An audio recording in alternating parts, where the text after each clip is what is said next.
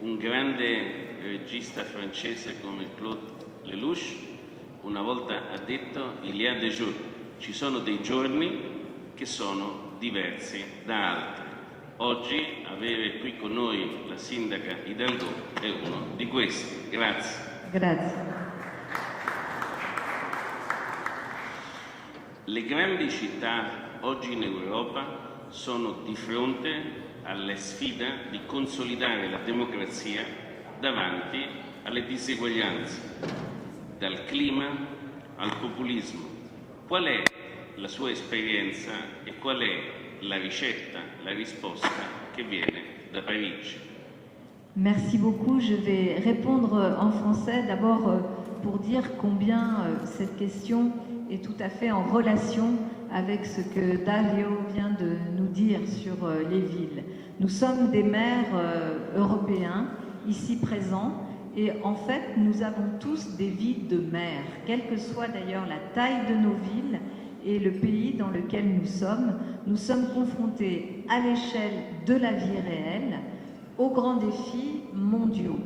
L'impact du changement climatique, nous le vivons tous dans nos vies, dans nos villes, différemment. À certains endroits, ça va être la sécheresse, le manque d'eau, cela va être les orages, les inondations. C'est partout en Europe la question de l'énergie, du prix de l'énergie et notamment suite à la guerre en Ukraine. Et nous sommes confrontés, nous, en tant que maires, à organiser des collectivités humaines très diverses pour leur permettre d'avoir accès aux services essentiels. C'est vrai sur les questions climatiques, c'est vrai sur les conséquences sociales, les inégalités sociales tellement importantes que nous voyons partout dans nos villes. Là aussi, nous devons, en tant que maires, faire vivre des services publics, que ce soit autour de l'école, autour de la santé, autour de la culture, pour que les personnes qui vivent dans nos villes puissent avoir, bien sûr, le minimum de droits humains, mais au-delà de ça, une qualité de vie. Et en fait, l'expérience que je peux partager avec mes collègues, c'est que il y a quelques années, les maires, on agissait à l'échelle locale. De temps en temps, on se retrouvait à une échelle européenne ou internationale, mais nous n'avions pas pris conscience qu'en agissant ensemble, en partageant nos bonnes pratiques, mais aussi en portant ensemble des plaidoyers, des idées, nous pourrions aussi résoudre des problèmes qui viennent au niveau local.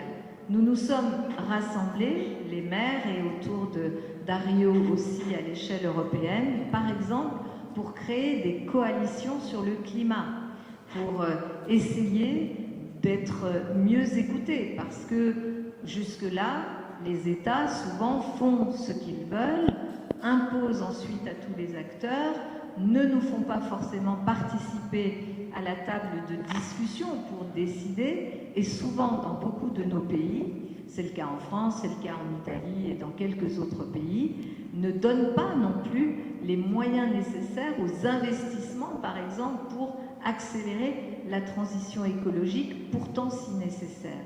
Et on a compris que si on ne se regroupait pas, on allait chacun gérer les mêmes problèmes à notre niveau, mais que nous ne pèserions pas à une échelle plus grande. Et puis je crois qu'on a compris aussi, enfin moi je m'en suis aperçue dès que j'ai été élue maire pour la première fois en 2014, que jusque-là, les grands lobbies, le lobby des constructeurs automobiles et du diesel, les lobbies des énergies fossiles, n'avaient pas trop calculé les maires.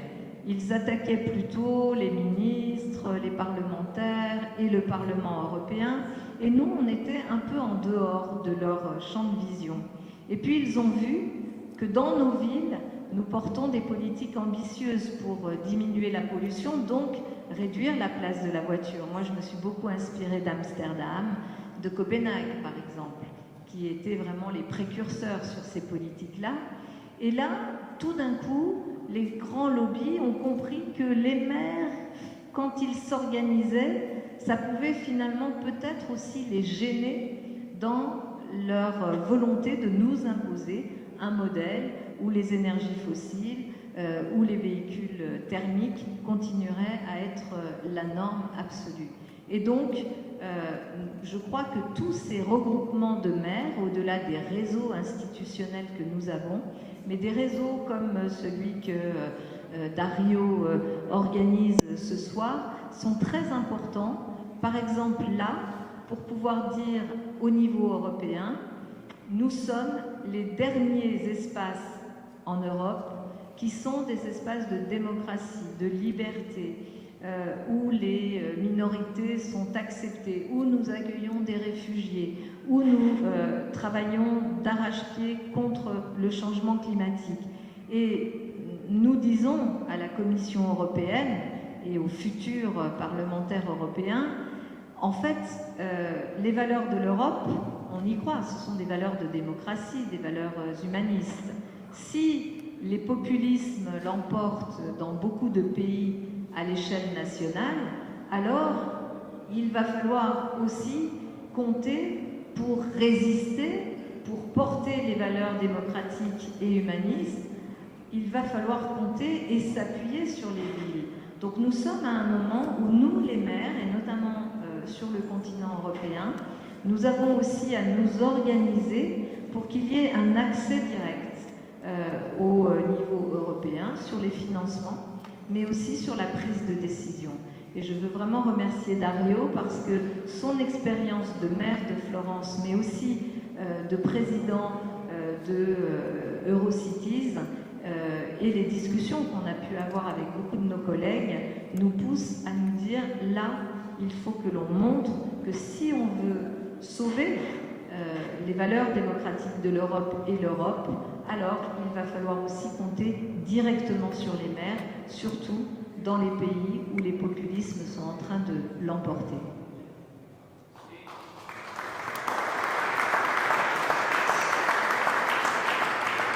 Se il ruolo delle città è così importante nella transizione ecologica, che cosa ci possiamo aspettare dalle città guardando all'appuntamento della COP28 che avrà luogo fra poche settimane a Dubaï? Là aussi, pendant 10 ans, depuis la COP de Paris en 2015 jusqu'à aujourd'hui, beaucoup d'entre nous, dans des réseaux européens de maires ou dans des réseaux internationaux, je pense par exemple au C40 qui réunit aujourd'hui les 100 plus grandes métropoles mondiales, je pense à un autre réseau qui s'appelle le GCOM qui réunit 12 000 villes autour du monde et qui sont plutôt là des villes moyennes, des plus petites villes que les grandes capitales, même si elles sont aussi partie prenante de ce réseau qui est basé à Bruxelles. Nous sommes battus pour que les villes soient partie prenante de la négociation des COP.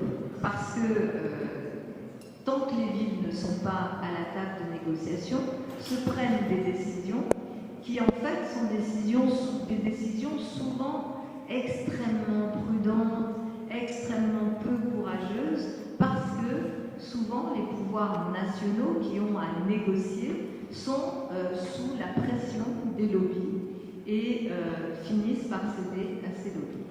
Donc depuis 10 ans, nous nous battons pour que les villes soient à la table de négociation. Et là, j'ai une très bonne nouvelle à vous donner. Pour la COP28, nous avons réussi. Nous serons à la table de négociation de la COP. Après l'échec de la COP de Glasgow, après l'échec de la COP de Sharm el-Sheikh, les Nations Unies, M. Guterres, a décidé, et sous aussi la pression des maires, de Mike Bloomberg, etc., et parce que le président de la COP, qui est le docteur Sultan, ont accepté que nous soyons à la table de négociation. C'est quelque chose qui doit pouvoir changer, parce que pour qu'une décision soit bonne, on est, je crois, à peu près tous convaincus qu'elle ne peut pas être simplement l'émanation d'une personne ou d'un groupe de chefs d'État. elle doit être l'émanation de femmes et d'hommes qui, comme les maires, sont en prise avec les réalités et qui savent, je disais tout à l'heure à la conférence, que prendre une décision qui va affaiblir le niveau de normes sur la qualité de l'air et qui ne sera même pas du tout en rapport avec les normes de l'Organisation mondiale de la santé, c'est une décision qui va faire plus de morts. Et nous savons, nous les maires, que si nous sommes à la table de négociation, ce qui va être le cas pour la prochaine COP, de la COP 28, alors il y a un espoir d'avoir un accord qui soit peut-être un accord plus fort, mais aussi un accord qui engage ceux qui vont vraiment mettre en œuvre l'accord. Parce que l'accord, il se met en place, il se met en œuvre à l'échelle des villes notamment, des entreprises aussi, mais aussi, surtout, à l'échelle des villes. Donc, bonne nouvelle pour la COP28, nous avons obtenu cela, et je veux vous informer aussi que parallèlement à ce travail sur la COP28, nous avons, et sous l'égide de Jeffrey Sachs, qui est un économiste et qui travaille directement avec M. Guterres, nous avons mis en place un travail pour créer une banque verte des villes, une nouvelle institution financière mondiale qui soit directement accessible par les villes. Et donc, on va essayer de faire converger, bien sûr, la COP28 avec les villes à l'intérieur et cette proposition d'un outil pour le financement direct des villes sur leurs projets verts. Et je pense que ce sont autant de petites pierres pour essayer d'accélérer la transition écologique, parce que là, nous n'avons plus le choix, il y a une telle urgence que nous n'avons plus le choix.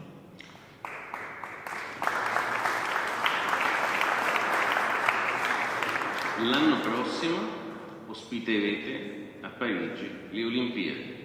Che cosa significa per una città come Parigi ospitare i Giochi olimpici? Alors, ce n'était pas évident de se dire on va être candidat pour les Jeux Olympiques. La raison qui a fait qu'en 2015, j'ai décidé d'engager la candidature de Paris, c'est les attentats de Paris. Je me suis dit, on a besoin là d'avoir quand même quelque chose qui fédère la société française, qui nous permette de nous engager tous ensemble, et on a porté cette candidature. Mais j'ai voulu que cette candidature soit très écologique, qu'elle m'aide à accélérer la transition écologique de la ville, qu'elle m'aide aussi sur la question sociale, sur la question de l'impact social. Et par exemple, le professeur Younous, qui est prix Nobel de la paix, a fait partie de l'équipe de candidature de Paris et nous a beaucoup inspiré, notamment sur toute l'économie circulaire qui est mise en place pour que les retombées économiques des Jeux se fassent vraiment à une échelle qui est pas simplement celle des grandes entreprises qui s'en sortent en général mieux. Et donc, l'enjeu pour Paris, c'était vraiment cette accélération de la transition écologique. Et aujourd'hui, je peux vous dire que le travail que nous avons fait depuis 7 ans maintenant sur l'organisation des Jeux m'a permis d'accélérer à tel point la transition écologique de Paris, avec la Seine qui va être propre. On va pouvoir faire comme à Copenhague, à Stockholm et dans d'autres villes, se baigner directement dans l'eau du fleuve parce qu'elle va être propre. Tout cela, c'est grâce à l'accélération que m'ont donné les Jeux Olympiques et Paralympiques. Et en un mandat, c'est comme si j'en avais fait 2, voire même 3. Donc c'est quelque chose de très important, de très stimulant. Et je veux vous dire aussi que la cérémonie d'ouverture aura lieu le 26 juillet 2026. Je vous y invite. Et vous êtes vraiment les bienvenus, mes collègues les maires. Et 2 jours avant, le 24 juillet 2024, j'organiserai, et avec vous bien sûr, un sommet des villes où nous aurons aussi l'occasion de dire où nous en sommes en matière de changement climatique et sur, bien sûr, aussi les questions sociales. Je nous invite à utiliser ces projecteurs qui vont être braqués sur Paris pour exprimer nos valeurs et nos actions. Donc il y aura le 24 juillet 2024 un sommet à Paris des villes où nous nous exprimerons sur la question notamment du changement climatique, mais aussi des réfugiés. Et dans l'année 2023-2024, je vais organiser plusieurs conférences internationales. Une première conférence le 10 décembre sur les droits humains, c'est la Journée internationale des droits humains. Une deuxième conférence le 8 mars 2024 internationale pour que nous puissions faire le point sur où en sommes-nous sur la question des droits des femmes. Bien sûr qu'il y aura des femmes iraniennes, des femmes afghanes et des femmes de tous les pays pour pouvoir dire où nous en sommes. Et le 20 juin 2024, qui est la journée des réfugiés, la journée mondiale des réfugiés, nous ferons aussi une conférence internationale à Paris sur la question des réfugiés et de l'accueil. Donc, pour moi, accueillir les Jeux, c'est aussi respecter le rôle de Paris sur la question des droits humains et nous permettre collectivement d'exprimer une parole humaniste qui, dans beaucoup de médias aujourd'hui, est caricaturée et complètement écrasée, parce que seuls les discours de haine et les discours homophobes, xénophobes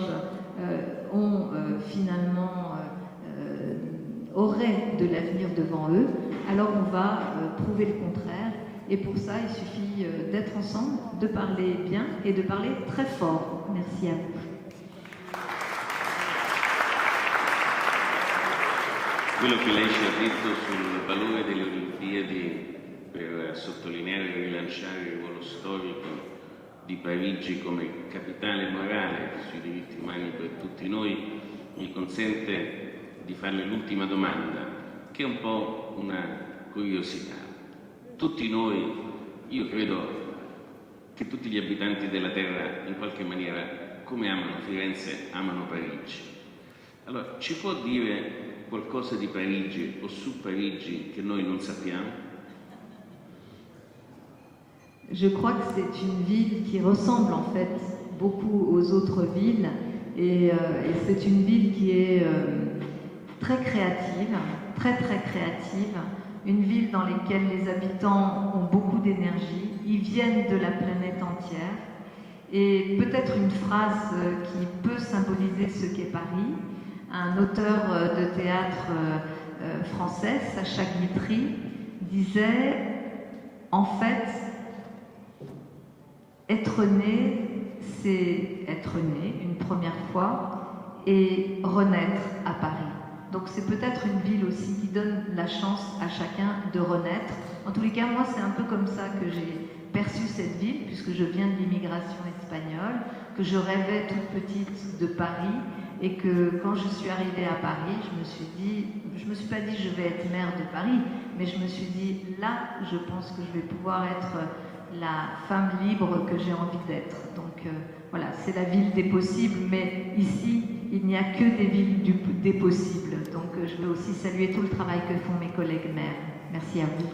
Parigi è la città del possibile, grazie Anne Hidalgo.